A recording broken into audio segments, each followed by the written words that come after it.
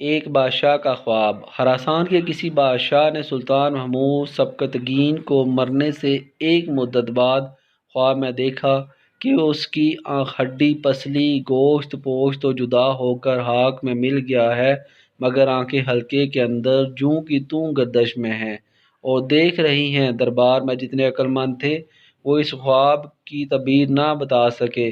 اتفاق سے ایک درویش کا گزر ادھر سے ہوا، اس نے یہ خواب سنا تو ادب بجا لا کر عرض کی کہ محمود کی آنکھیں اب تک جو دیکھ رہی ہیں وہ اس لیے ہے کہ معلوم ہو جائے کہ اس کا ملک دوسروں کے پاس ہے۔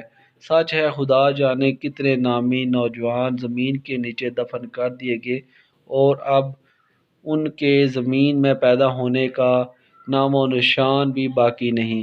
کتنے بوڑھے سپرد خاک کر دیے گئے اور مٹی نے ان کو ایسا کھایا کہ اب ہڈی تک کا پتہ نہیں، مگر باوجود اس کے کہ ایک مدت گزر گئی ہے، نوشیروان کا مبارک نام اس کے عدل کی وجہ سے زندہ ہے۔ لہٰذا قبل اس کے کہ لوگ کہیں فلاں شخص مر گیا، تجھ کو لازم ہے کہ عمر کو غنیمت سمجھ اور نیکی کر لے۔